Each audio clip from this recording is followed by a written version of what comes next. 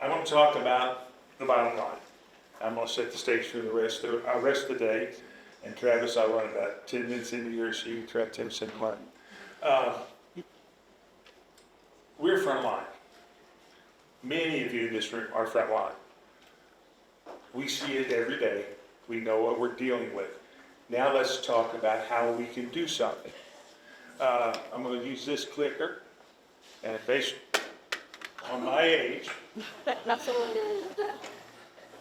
you better be impressed I got that. Thank you. Thank you. There was a time. Now, I'm in, Coach. it's okay. That's important. The reason for that is I worked for 34 years in state government. I was with Department of Health. I deal with Institute. I'll stop running all over the place. I'm sorry. I dealt with these issues of, ladies and gentlemen, moving from institutional settings to living in the community, you know, all that stuff. About 14 years ago, now, I was asked by the Department of Health and Human Services to come out of retirement because it seemed like there was a housing problem. And I said, no, and then I used the word. Yeah, it's a mess, and it's going to be worse. And we talked about it forever, and I talked about this nationally too. And so here we are now. We are now in a affordable housing disaster.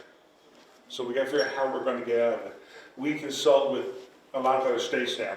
I'm on a 4-state consortium that's working on this. And the reason I say that to you, I think a lawyer said I'd be sued if I didn't announce this, but I don't care anymore about the political aspects of it. Just what do we got? What can we do? And this is what we see. This is just what we see. All right, let's go to the next one. Housing. This is a Wayne fact. There's going to be a lot of wax. Housing is broken into basically these groups. Luxury housing, McMansions, the big stuff. We all see it. It's wonderful. Society loves them. I lived in one at one time until I got old and thought, well, universal design's cool. Because I can't go up these steps anymore. The second one is workforce housing. That's the housing that people that are on the front line working, your direct support professionals, your people in your homes, people that work at Walmart, people that change your oil, people that, teachers, that's workforce housing, etc., etc. Senior housing, ta-da, that's a big market.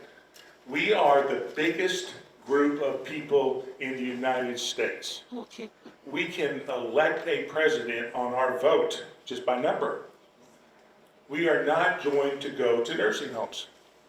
We're going to live in communities in housing that will support our needs. Legislators and federal government, federal level are now getting excited about this housing mess because us old people are saying, you're going to do something. So this is an important group. Subsidized public housing. That's what we're talking about here.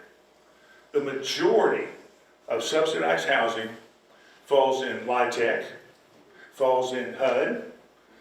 There's a few other offshoots of that, but that's where many of the ladies and gentlemen in this room, the people we support, live in that housing. LIHTC's is the big thing. I will say this to you. I am a strong proponent of MHCC because they do good stuff.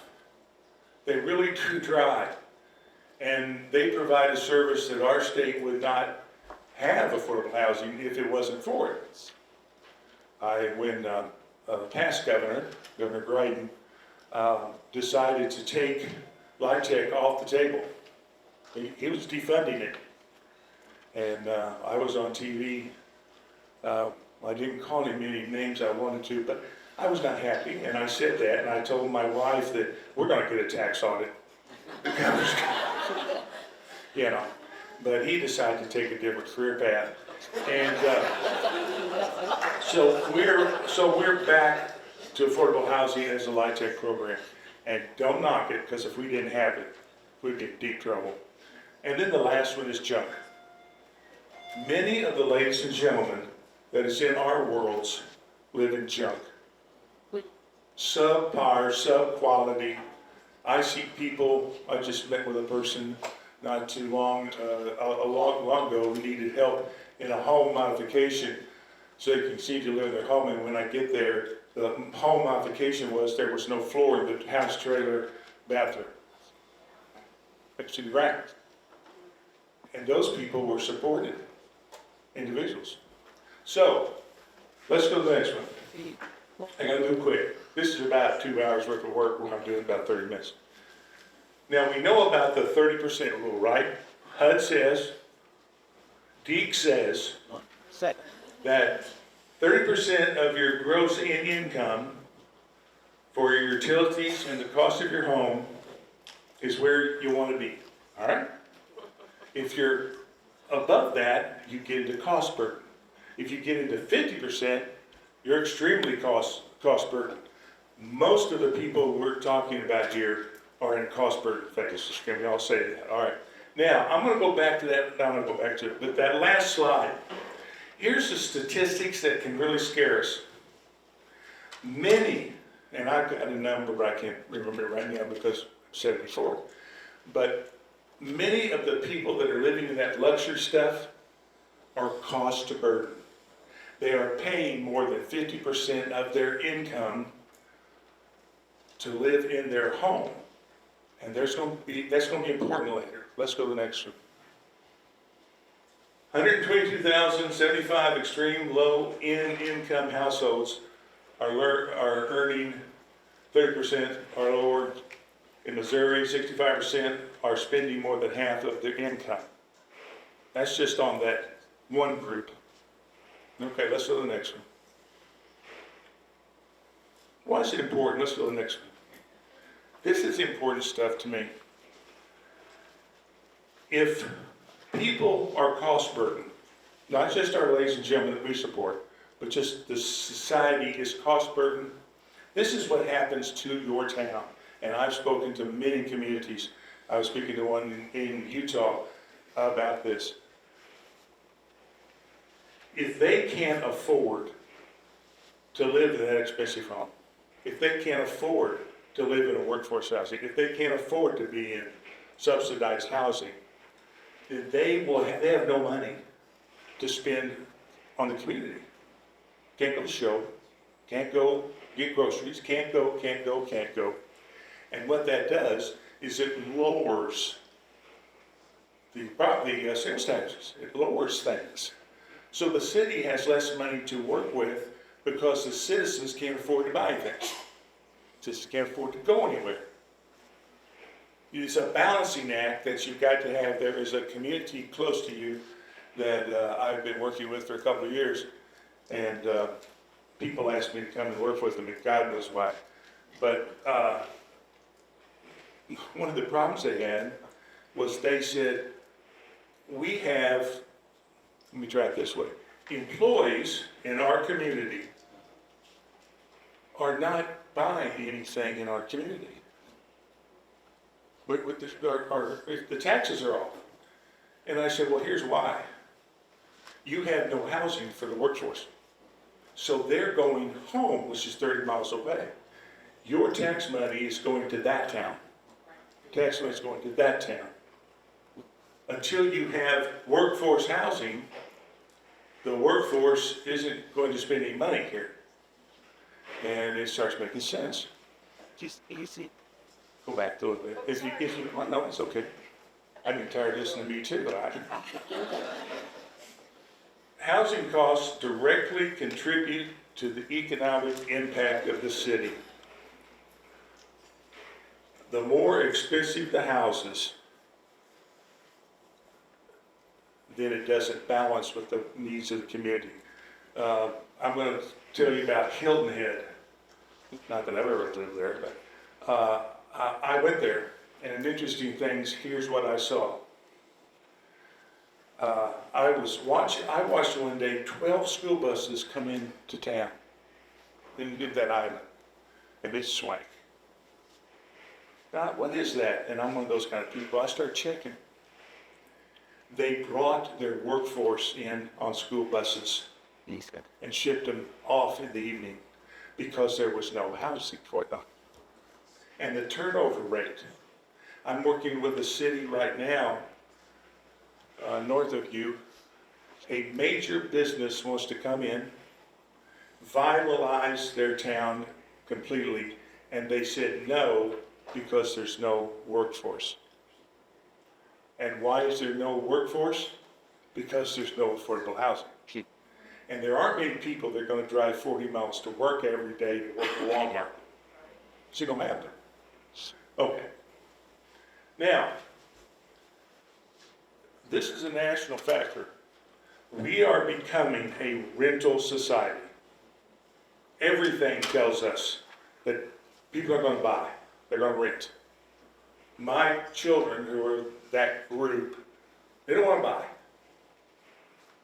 Buying. There was a new study came out. I think it was the Wall Street Journal, and an international economist made an unbelievable statement. In the next 10 years, we will see 90-year mortgages. 90-year mortgages. Because that's the only way you're going to buy a house. Because you can't afford it. And I think both my children are going, Dad, Mom, when are you going to die? We need that money to move forward. But you see what I'm saying? We're going to become a real society. What that means is that people with higher incomes are going to start taking up the rental market for the ladies and gentlemen we support. And we're seeing people that are making $70,000, $80,000, $100,000 a year living in basically subsidized housing. We're seeing subsidized housing that is being sold to the private market, and the people are getting kicked out that are living there. As a matter of fact, it happened here, didn't it? Yeah. Okay. I can spend 30 minutes on any of these. I'm going to ask you this question. Who determines the housing needs for any city, and we're going to pick on Missouri? Who determines your housing needs? Anybody want to take a shot at it? Who determines what should get built? City council. What? No. Developers. Yeah. Developers decide what you want, because they will build here. We're going to build this. It's not the city saying to the developer, we currently need this type of housing. If you wish to build in our community, we need this type of housing.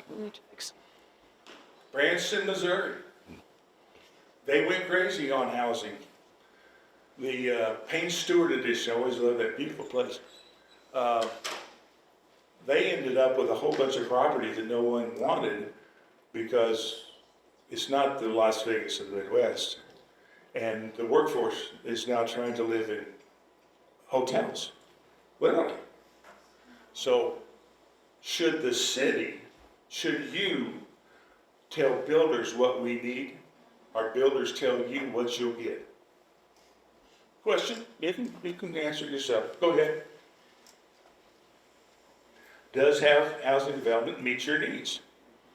There are communities in the United States, it's very common over in Europe and other areas, that if a developer wishes to build, a certain percentage of that housing development must be affordable to match with. There's a gentleman down the road from you named Johnny Morris. He used to pay me back for some of the money I spent. But the point of it is, he was running out of staff. What did he do? Anybody visit? He built his own town for his employees because I can't find affordable housing. Because he saw the train wreck coming. All right. Obstacles to housing. It's one thing to not have housing people can afford. Okay, that is a monster. We have ladies and gentlemen that we all support in this room that are spending their entire income on just trying to pay utilities, eat, and have a home. I mean, literally. What are these obstacles? I'm going to give you some. Okay, let's go. That's not an obstacle, Those were good. but it's an interesting thing. I think questions need to be asked. Should, in my humble opinion, currently, and I work with many of them, actually one of my dearest friends in the world is a LIHTC developer that you all will talk to later, who's doing some unbelievable things. But for the majority, LIHTC developers develop where they can get cheap dirt. I mean, that's what it comes down to. It's not built on something. There is not a year goes by that I will not have LIHTC developers call me and say, Wayne, we're putting in a project in Potosi, Missouri. Can you find me any of those disabled people for my score? Literally. I mean, literally. And I'll say, you're going to meet with that statement? Because I will come there and slap you. Shouldn't it be, there's a need here and we need to build there? What if we set up a system where the communities of our state told MHDC where we needed housing, and we will accept LIHTC housing in our community if you will build it here. And then the developers will come and say, I like to build there. But folks, we aren't doing that. There are a few, but we aren't doing that. It doesn't do any good. Remember, we just had it. There was a community last year in the northern part of the state that had a good amount of LIHTC property. It really was kind of cool.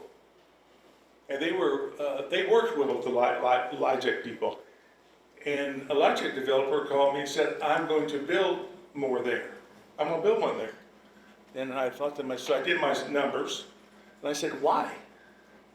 You're not filling up the ones you got. Well, because it's easy there. Well, did you know over here they need it desperately? Don't want to go there. Well, maybe we need to drive that. It's just a thought. Maybe we need to drive. All right. We all know that one now, don't we? I have statistics. No, I don't do anything. A lady sitting up here named Donna Rodriguez is our data mine. We now can tell you where every subsidized housing unit is in the United States. By location. We can tell you when that property will meet its obligation to affordability. On what day? Now, why is that important? Because LIHTC properties are designed and meant to be developed by these people as a profitable venture. It's not Mother Teresa isn't building these things. And I don't blame them. But I will say to you, no one in this room, I'm going to go bold, knows if you have a consumer, a person, a family, living in a LIHTC property, I'm assuming you know that, okay? It's their side. Number two, you don't know when it's going to complete its obligation. So you could wake up tomorrow and say, oh hell, I got 40 people there. They're leaving. Now I understand there is a process to protect those people, but give me a break. Our ladies and gentlemen get walked on constantly. We don't have anyone that's giving them legal protection. There was a property that closed in another part of the state, and the people got basically 6 months' notice. Now, nobody came in behind them and gave them the old, here's how we're going to help you, here's what we're going to do, here's your legal rights. We had a gentleman in Kansas City who lived in a LIHTC housing for 14 years. He was on the streets when he started. I did not know him by any means, but he had got a home, he had a job, his life was solid. And he gave us a call and said, they just sent me a letter and said, I have to leave in 30 days. Now we know there's legal, okay, well they can't do that. Well, you do what you do until somebody helps you. And I said, sir, stop, Yes. we're going to do something. We called back the next day, he was gone. He put his stuff in a garbage bag and went homeless, basically. We never found him. 17 years, successful citizen, because someone sent him that letter that said, you have to go now. Sure. I started saying, why don't you go hire your lawyer? Or most of them will say, well, you can't call me back. I don't have a phone. I borrowed this from a lady. I mean, there are people that don't help.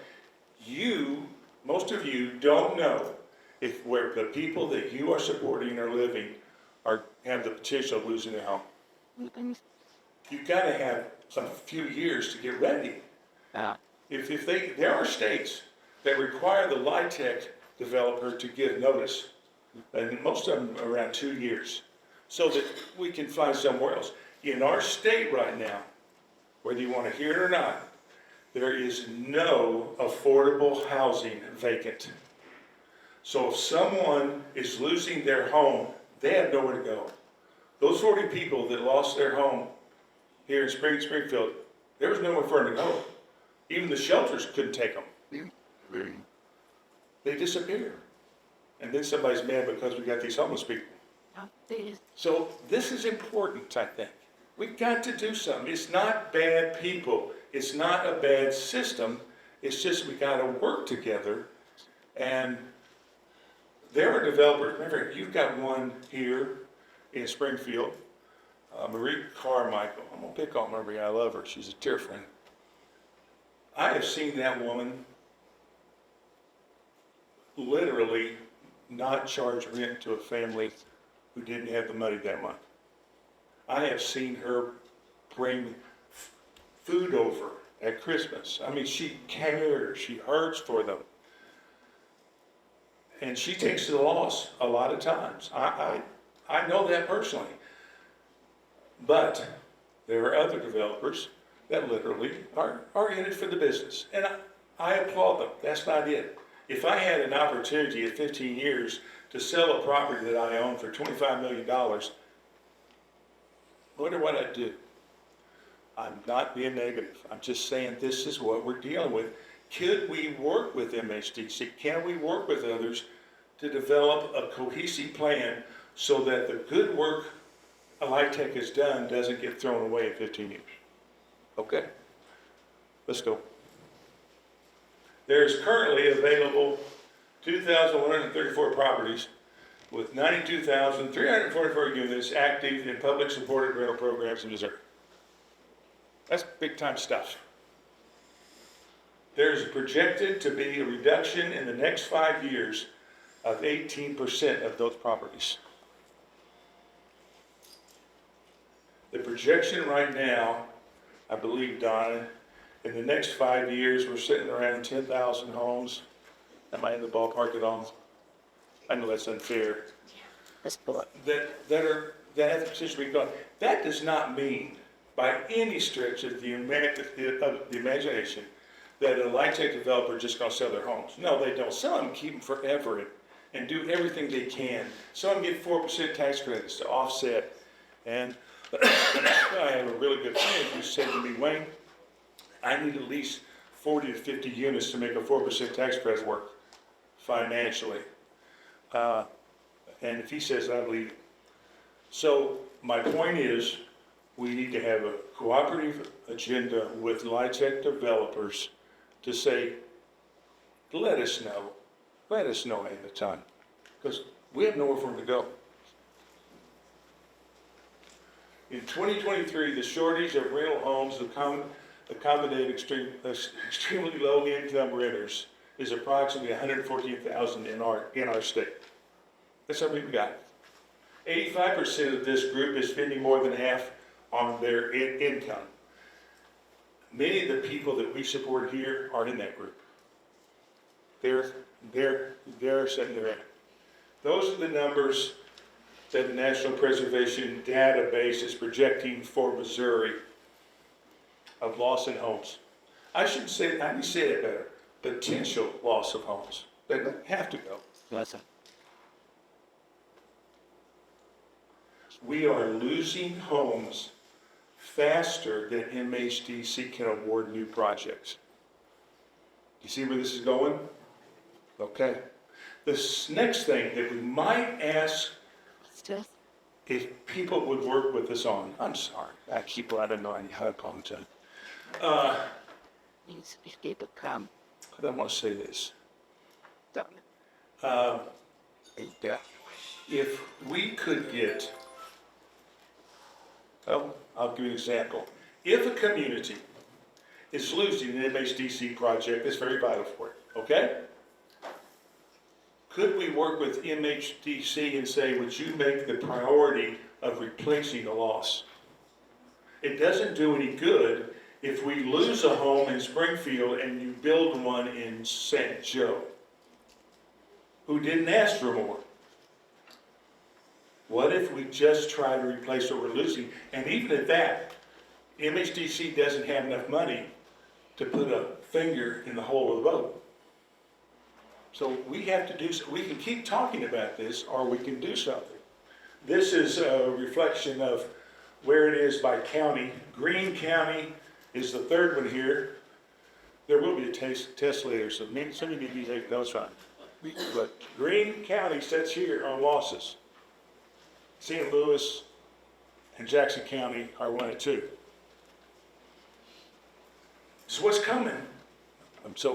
Okay, next one. So, in 2023, Springfield, Missouri, subsidized housing properties were able to leave the system with these. That doesn't mean they did. That doesn't mean they're not wonderful. That doesn't mean that those properties didn't go market rates.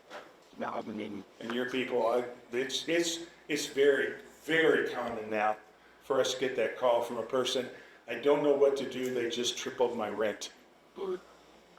Okay, you all see it. Well, what can we do? What can we do? All right. Now I've already said that. Let's go to the next one. Now, here's the thing that burns my biscuits. I don't know. This is tough enough. But now we add to that rules, regulations, illegal activity that makes it even harder for a person to live there. We intentionally, as a society, do everything we can to keep those people out. Sorry, that's a fact. This is a simple one. I'm going to make it up. One of the things that drives me crazy is housing density ordinances. Cities all over our state have a city ordinance that says people with disabilities must live so many feet from each other. Very common, very common. When I talk to cities, it's like, well, it's in the books, but we never do that. Give me the next slide. Oh, there it is. This community, 3 gentlemen had been living in ISL, individualized supported living, for those of us in that field, for about 18 years. 3 men, neat guys, and life was wonderful. The neighbors loved them, great, beautiful home. They got this put in their front yard, that there would be a public hearing at the city offices to determine if they needed to leave. Because some people had moved in 1,230 feet within their measured line that had a disabled child. Somebody got to go. Now, that's so illegal it makes it hurt. But the point of it is, they were doing it. These men weren't going to hire an attorney in. They were just going to get to leave. And this was an ISL supported situation. This ended up, God bless HUD, and God bless the Department of Justice. But it took us about 2 years, and the Department of Justice finally said, at the recommendation of HUD, if you do this, we're just going to sue you forever. So stop. Why don't we get them off the books everywhere? Just get rid of them. A community very close to you, about 7 years ago, 3 unrelated elderly women living in a nursing home wanted to finish their lives out living together as friends. developer actually developed a universal design home for them. It was the coolest thing in the world. And it was in their affordability. And they were getting ready to move in, and there was pictures in the paper, and there was all kinds of stuff up about it. And I was feeling like I am so cool. And I get a call and said there's been an injunction filed. There's something. I drive down to the town, and here was the issue.